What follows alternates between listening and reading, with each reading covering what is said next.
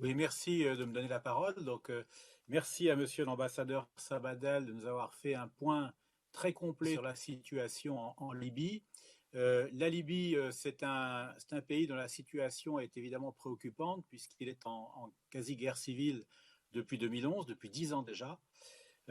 Alors, il y a quand même motifs d'espérer puisque en ce moment même, au mois de février, on se dirige vers la possible constitution d'un gouvernement d'union nationale. Espérons que tout se passera bien. Mais dans vos propos, vous avez laissé entrevoir déjà un espoir d'amélioration lorsque vous avez parlé des migrants. Bien sûr, on sait que beaucoup de migrants viennent en Union européenne par les côtes libyennes.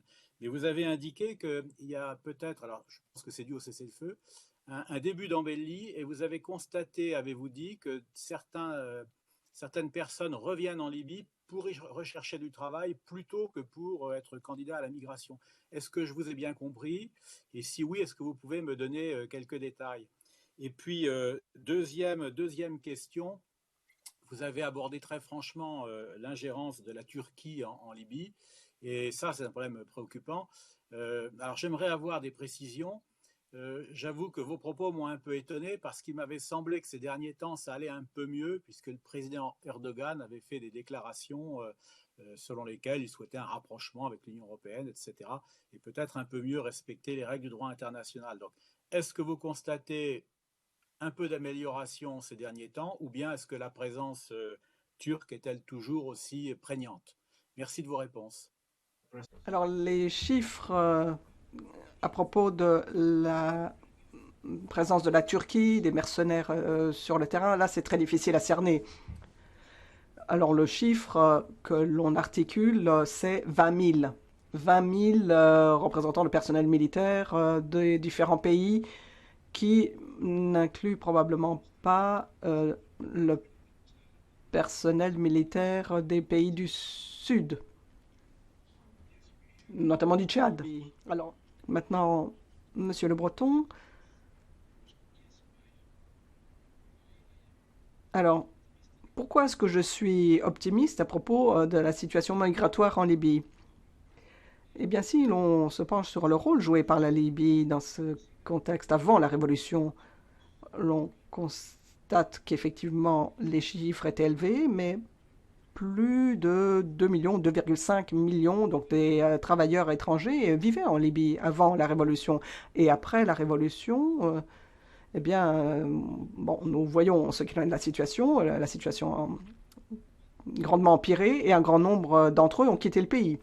Mais si le dialogue politique se poursuit et si l'on parvient à entamer la reconstruction de la Libye, eh bien, il y a déjà un espoir parce que la Libye a quand même des moyens financiers. Et donc, même si l'on parle de revenir à la situation précédente, on parle quand même de 2 millions de personnes qui vont contribuer à l'économie libyenne, qui s'ajouteraient à ceux qui seront nécessaires pour la reconstruction après la guerre. Bon, cela prendra du temps, certes, mais ça ne prendra pas des années.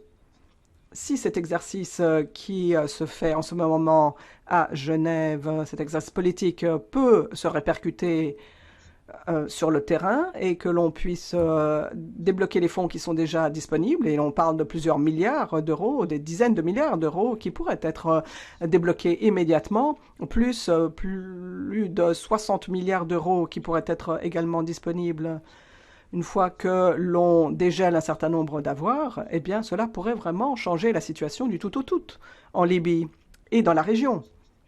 L'on estime pour l'Égypte que plus d'un million de travailleurs égyptiens vivaient autrefois en Libye avant la révolution. Donc vous pouvez vous imaginer l'impact que tout cela pourrait avoir pour l'économie égyptienne également. Et rappeler que l'argent que renvoyaient ces travailleurs chez eux était une très bonne façon d'injecter des fonds dans une société, puisque cela venait en l'aide des familles et était dépensé en éducation ou en accès à la santé. Donc oui, je suis relativement positif. Si ce processus politique euh, trouve sa voie et qu'il y a une reprise économique, enfin, disons qu'il y a progrès dans le domaine de l'économie, que même avec un scénario très modéré, cela peut avoir des répercussions tout à fait significatives en termes d'attraction des migrants pour qu'ils restent dans la région. Voilà, je crois.